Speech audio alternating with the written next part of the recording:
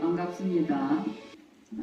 지난 시간에 우리가 제4품 묘행은 무주다. 묘행 무주분. 묘한 행은 머무는 바가 없다. 그 다음에 다섯 번째 5품에서는 열이 실견분. 진리에 맞게 진실로 보는 분이다 해서 열이 실견분까지 했습니다. 오늘은 제6품 정신희유분, 바른 믿음이 정말로 희유하고 수승하다라는 정신희유분을 할 겁니다.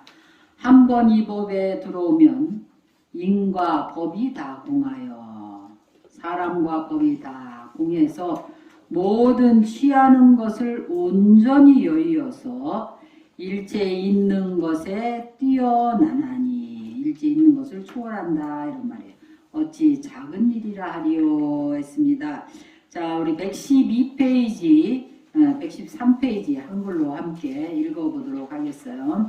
정신유분이라 수보리가 부처님께 여쭈었습니다. 세존이시여, 중생들이 이와 같은 말씀과 문장과 글귀를 듣고 실다운 믿음을 내겠습니까? 부처님께서 수보리에게 말씀하셨습니다.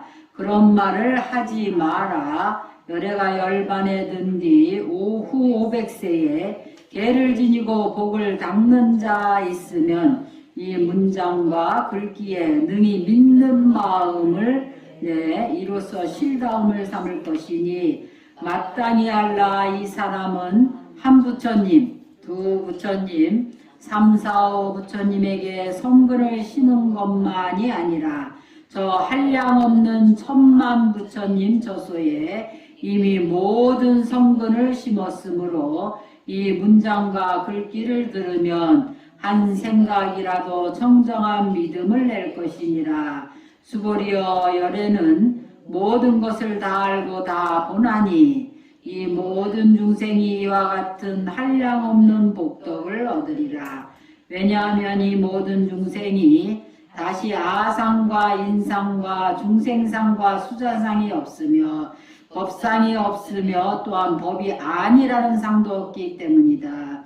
왜냐하면 만일 이 모든 중생이 마음의 상을 취하면 곧 나라 하는 것과 사람이라고 하는 것과 중생이라 하는 것과 수자라 하는 것에 집착할 것이고, 만일 법이라 하는 상을 취하여도 곧 아와 인과 중생과 수자에 집착하는 것이기 때문이다. 왜냐하면 만일 법 아니라는 하는 상을 취하여도 곧 아인 중생 수자에 집착하는 것이기 때문이다.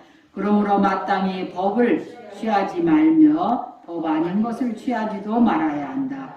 그러한 뜻으로 열애는 항상 말하노니 너희 비구는 나의 설법을 뗏목에다 비유한 것과 같이 알지니 법동당 버려하거늘 하물며 법 아닌 것이겠는가. 자, 115페이지 수보리는 제일 먼저 부처님께 어떻게 하면 이 모든 괴로움에서 완전하게 벗어날 수 있습니까? 하고 물었습니다. 이 무릎에 부처님은 다른 사람의 괴로움을 내가 모두 구제해 주어 내가 모두 구제해 주어라. 그러나 모든 중생을 다 구해줬다 하더라도 실제로는 한 중생도 구제받은 바가 없다라고 말씀을 하셨어요. 즉 일체 중생을 다 제도하더라도 내가 중생을 제도한 게 아니라는 말입니다. 그러자 수보리 마음에서 의심이 일어났어요. 내가 중생을 제도한 바가 없다면 보살은 어떻게 복을 짓는가? 수보리의 이러한 의심에 부처님은 유의의 행으로 짓는 유루법만 복인 줄을 아는구나. 함이 없는 무의 행으로 짓는 무루복의 한량없음을 알지 못하는가 하면서 무주상보시의 공덕이 한량없음을 말씀하셨습니다. 내가 어떤 기대하는 마음을 가지고 행을 할 때 그것은 유루복이라 하는 거죠. 기대하는 마음, 대가를 바라는 마음, 어떠한 기대치가 없이 머무는 바 없이 마음을 냈을 때 그것이 한량 없는 한계가 없는 무루의 복을 짓는다라고 말씀하셨어요. 그때 수보리는 또 의심이 듭니다. 보살이 복을 받지 않는다면 부처님의 거룩하신 몸은 도대체 어떻게 해서 생겨났는가? 그러자 부처님은 이 몸 모양이 부처냐? 이 모양이 부처냐? 하고 묻습니다. 수보리는 크게 거기서 깨달았어요.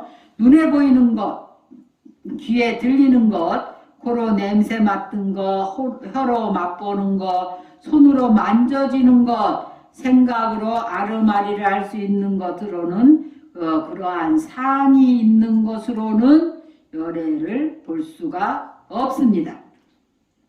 모든 모양 지어진 것은 실체가 없다는 것, 모든 법이 다 공하다는 것을 확연히 알게 된 거죠. 모든 실체가 있는 실체가 다 없는 것, 모든 법이 다 공하다는 것을 깨달았다 이 말이에요.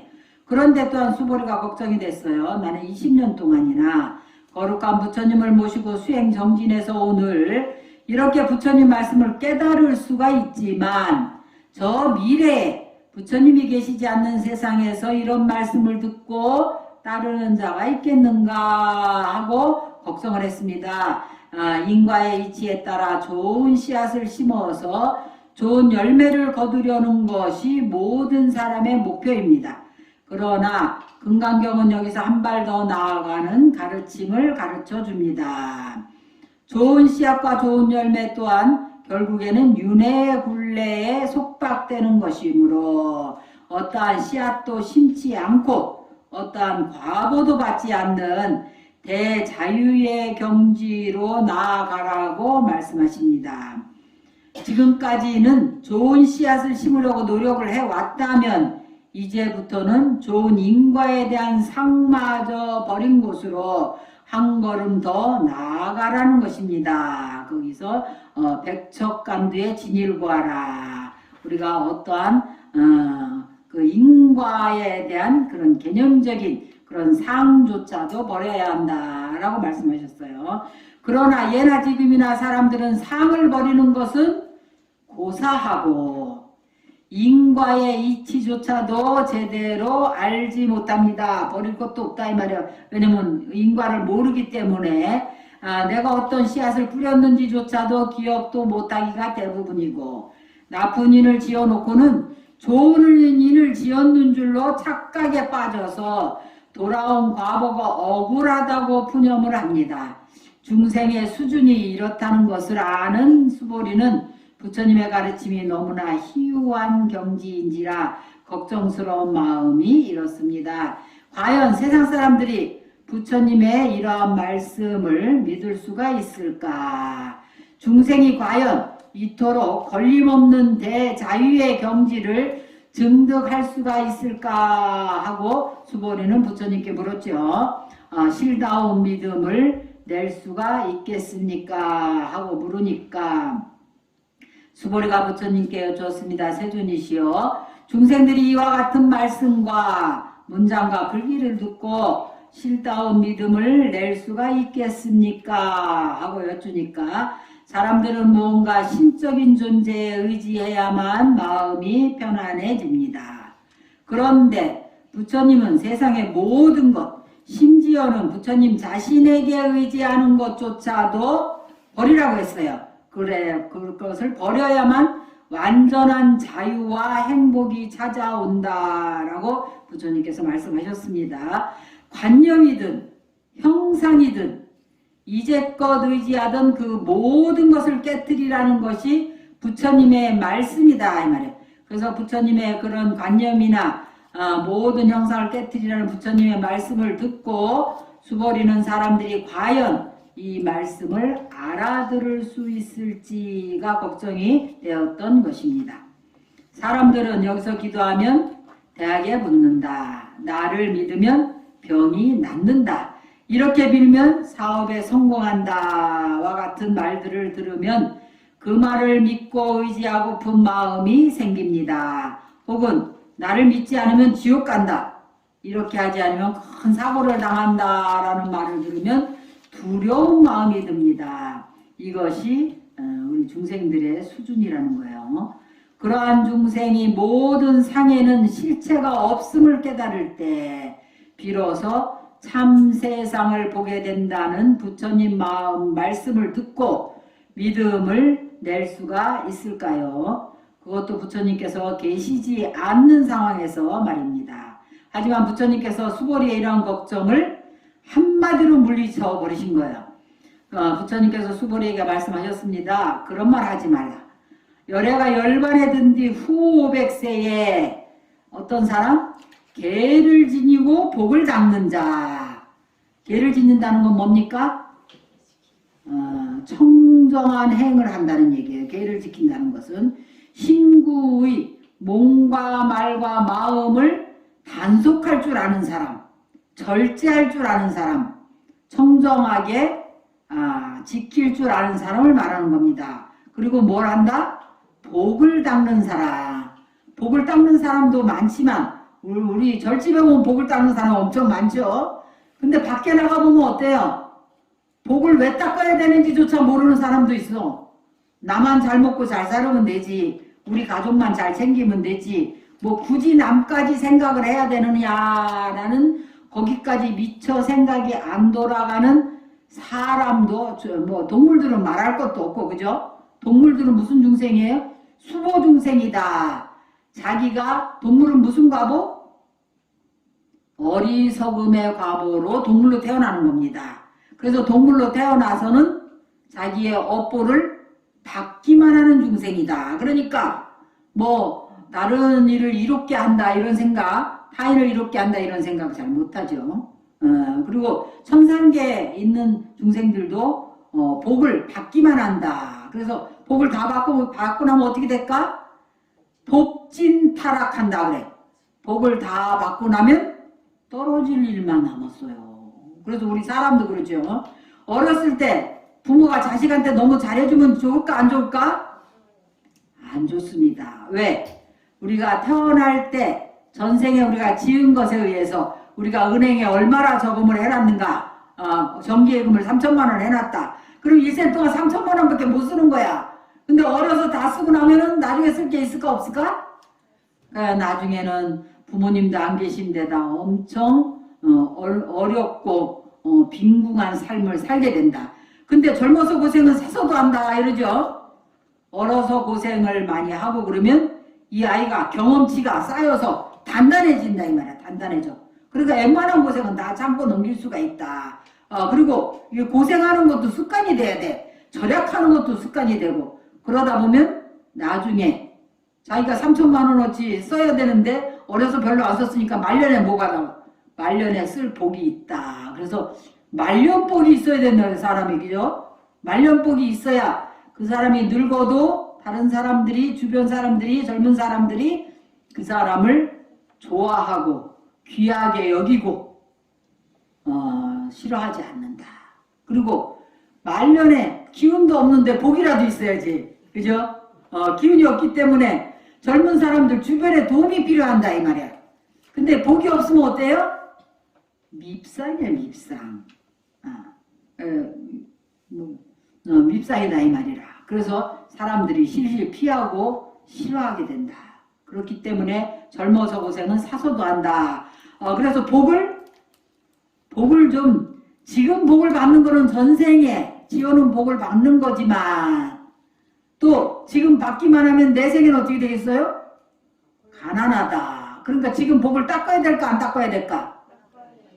당연히 복을 아끼고 복을 닦아야 우리가 복이 있어야 불교에서는 그렇게 얘기합니다. 복이 있어야 지혜가 열리는 거예요. 그래서 부처님은 복해 양족존입니다. 복덕과 지혜가 원만하신 분인데 그 지혜가 열리려면 복이 있어야 된다. 복이 있으려면 남보다 고생을 좀 해야 될까 안 해야 될까? 맨날 칭찬만 듣기를 좋아하고 조금만 불편한 소리를 하면은 그냥 오만상을 다 찌푸리고 아주 건드리지도 못하게 그러면 될까? 그 사람 날 말려는 복이 있을까 없을까? 아, 요즘에 우리 상자들도 좋은 말 안 하면 집에 붙어있질 않아가지고 내가 우리 학인 스님들도 전부 요새는 다 순두부띠라네. 순두부 건드리면 다 흩어져. 그래가지고 아주 말 조심해야 돼. 은사 스님들도 어른 스님도 요새 아주 말 조심합니다. 부드러운 말 쓰기 운동해야 되고 아랫사람들한테 그래야 된다. 왜? 여러분들 때문에 그런 거야. 다 여러분들이 애들을 다 그렇게 키워가지고 집에서 다 우다 싸가지고는 말이지. 예, 조금도 싫은 소리 못 듣고 그리고 다 부모님들이 해달라는 대로 다 해줘가지고 뭐가 지 뜻대로 안 되는 걸 못 견뎌. 그래서 요즘에 절집에서도 아주 스님들이 새로 들어온 스님들 다루기가 보통 조심스러운 게 아니에요. 옛날에 한 20, 30년 전에 내가 교육받으러 가니까 앞으로는 시어머니들이 며느리 눈치 보는 세상이 올 거라고 막 이런 소리를 들었을 때 에이, 설마 무슨 그런 세상이 올까 했는데 지금 이미 왔어요 안 왔어요? 이미 왔어요. 요즘엔 젊은 사람들 눈치 보고 살아야 돼요. 그래 그 당시만 해도 시어머니가 이제 독립해서 나가서 산다고 뭐 어딜 독립해서 나가서 살라 그러냐고 집에서 해봐야지 이런 세상이 온다 그래서 우리가 막 웃었어요 그 당시에. 아이 설마 그런 세상이 오리나. 요즘엔 시어머니들이 독립도 못해 이제 집에서 해봐야 되고 그런 세상이 진짜 왔다 이 말이라. 그래서 세상이 진짜 빨리 변하는데 그렇지만 우리는 불자들은 뭘 안다? 인과를 알죠. 인과. 내가 심은 대로 거두는 거기 때문에 그래서 젊어서 고생은 사서도 하고 또 이 생에는 복을 아낄 뿐만 아니라 복도 지어야 한다는 걸 알아요.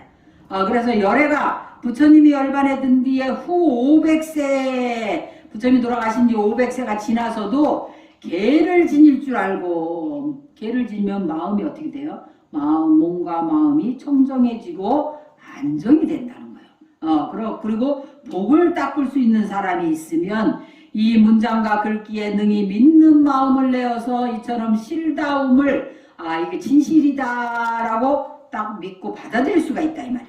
실다움을 삼을 것이니 마땅히 알라. 이 사람은 한 부처님, 두 부처님, 3, 4, 5 부처님에게 성근을 심은 것이 아니라 한량없는 천만 부처님 처소에서 모든 성근을 심었으므로 이 문장과 글귀를 들으면 한 생각이라도 청정한 믿음을 낼 것이니라.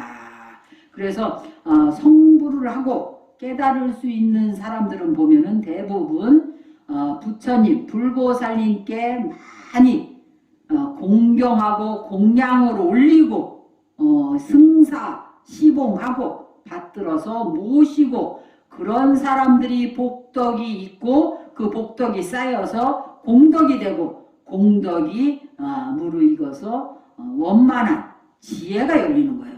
그래서 깨달음을 성취할 수 있다고 그래요. 그래서 우리가 기본적으로 어른을 공경할 줄 알고 특히 선지식 나에게 법을 전하는 선지식을 공경함으로써 그 법을 통해서 내가 깨달을 수 있는 그리고 공경과 공양을 올린 많은 부처님을 공경하고 공양한 사람들이 원만한 깨달음을 얻을 수 있다라는 그런 내용이 금강경에서도 나오지만 원각경에서도 나옵니다. 그런 내용들이 많이 나오고 있어요. 그래서 후 500세에 대한 해석은 여러 가지가 있다. 먼저 전통적인 해석은 부처님법이 전파된 후 세상이 변하는 과정을 500년 단위로 나눴다고 해요. 이 방법에 따르면 부처님 이후에 지금까지는 몇 년이요? 올해가 2565년인가? 몇 년이? 올해 65년이 불기. 2566년이 올해? 65년이 66년이요? 6년이에요? 그러니까. 그래서 이제 2500년 5시기로 나눴는데 제일 500세는 부처님 열반 이후 500년 동안은 뭐냐면 해탈경고. 바로 해탈을 한대. 부처님 법을 들으면. 깨달음을 얻으려면 어려운 수행 과정을 거쳐야 한다고 생각하지만 그렇지 않다. 부처님 당시 살인자 앙굴리마라라는 사람이 있었어요. 살인마였죠. 바보, 주리반특가. 그래갖고 한 글자 얘기하면 두 글자 얘기하면 한 글자 잊어버리고 그런 사람이 있었는데 그리고 부처님 제자 중에서 비구니 중에서 연하색 비구니가 있었어요. 그런 분들이 부처님 설법을 듣고 깨달음을 얻은 것처럼 이 시기에는 스승의 가르침만 있으면 누구나 안목이 열리고 금방 아라한가를 증득하고 깨달음을 얻을 수 있었대. 그거는 이제 부처님이 열반한 이후 500년 동안은 그랬대요. 근데 두 번째 500년은 뭐냐면 선정경고라 그래. 선정경고 시기. 앞선 시기만큼 쉽게 해탈에 이를 수는 없지만 부처님 가르침을 따라서 부지런히 수행 정진하는 사람이 많은 시기를 말합니다. 세 번째는 경전을 읽고 외우며 부지런히 교리를 학습하는 사람이 많다고 해서 다문경고 시기다 그랬습니다. 그러나 정작 선정을 닦는 이는 드물고 해탈에 드는 이가 거의 없는 시기입니다. 많이 듣기만 하고 뭐를 안 한다? 실천 수행을 안 하기 때문에 그리 된 거야. 그래서 우리가 부처님 제자 중에서도 다문제일, 누구야? 안한존자 다문제일이라 그랬죠. 듣기만 하고 부처님은 내 사촌형이니까 사촌형 백만 믿고 나는 그냥 듣기만 하고 별로 수행을 안 해도 형님 덕분에 내가 저절로 깨닫겠지 해다가 마등가녀의 그런 음료 소굴에 빠져가지고 하마터면 개체를 망가뜨릴 뻔했어요. 그래가지고 눈물을 철철 흘리면서 다시 열심히 정진해서 깨달음 아라한가를 증득해가지고 부처님의 경전을 이 모든 경전이 다 여시아문 내가 이렇게 들었습니다 하고 안한존자가 다 암송을 해가지고 이렇게 부처님 경전이 결집이 된 거죠. 그래서 많이 듣기만 하고 실천을 안 하면 설법을 아무리 잘해도 그 사람 말은 공연불처럼 공허하게 들린다. 그래서 반드시 우리가 수행을 통해서 신해, 행, 증이 나와야 됩니다. 증. 우리 불교가 다른 종교보다 수승한 건 그 증에 있는 거예요. 증. 실천 수행을 통해서 증이 나오면 어떻게 될까? 그 사람이 지혜로울까 안 지혜로울까? 지혜로워집니다. 모르는 게 없어진다. 그것을 일체종지라 그래. 모르는 게 없어지고 자비로울까 안 자비로울까? 자애로워집니다. 왜? 그 사람은 공성을 증득해서 일체 중생과 내가 하나라는 동체 대비를 알게 됩니다.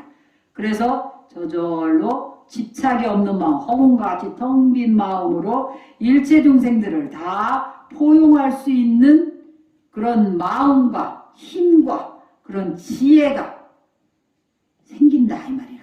그래서 수행을 잘하면 할수록 그 사람 마음이 어떻게 되겠어요? 열려 있겠죠.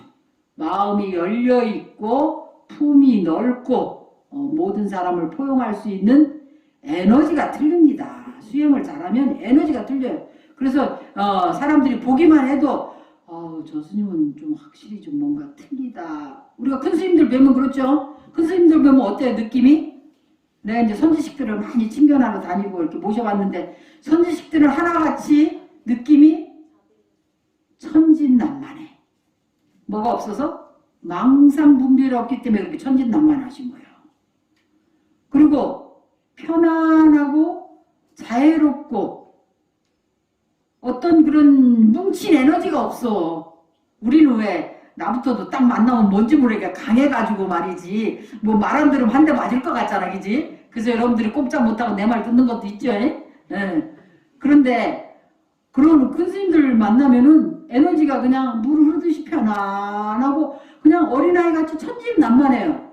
그래서 저분들이 왜 저렇게 천진난만하고 모든 사람이 뵙기만 해도 편안하고 행복하고 기쁜 마음이 생길까? 지금 생각해보니까 망상분별이 없어서 그런 것 같아. 어떤 그 분별을 안 하시고 망상을 안 하시고 우리 그 중생들은 어떤 망상을 하냐면 그걸 노려라 그래. 노려. 힘쓸 노자에다 생각여자. 뭘 생각을 그렇게 힘써가지고 애를 써서 생각을 해. 그냥 저 사람이 나를 저렇게 쳐다봤는데 왜 저렇게 쳐다봤을까?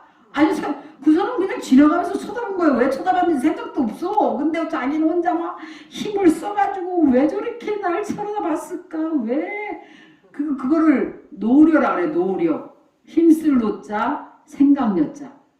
그러니까 걱정 안 해도 되는 일을 가지고 계속 걱정을 하는 거예요. 일삼아 걱정하라고, 일삼아 분별을 하고, 일삼아 망상을 한다. 그래서 이 사바세계에서 윤회계에서 꼼짝을 못하고 옴짝달싹. 왜? 자기가 지어낸 그 생각이 자기를 얽어매 갖고 있어. 그래갖고 그런 속박 때문에 몸과 마음은 다 경직돼 있어. 부드러운 면이라고는 하나도 없어. 얼마나 뻣뻣한지. 저기 수산물 시장에 가서 얼어 죽은 동태를 쳐다보면 거의 비슷해. 아주 얼마나 뻣뻣한지 몰라.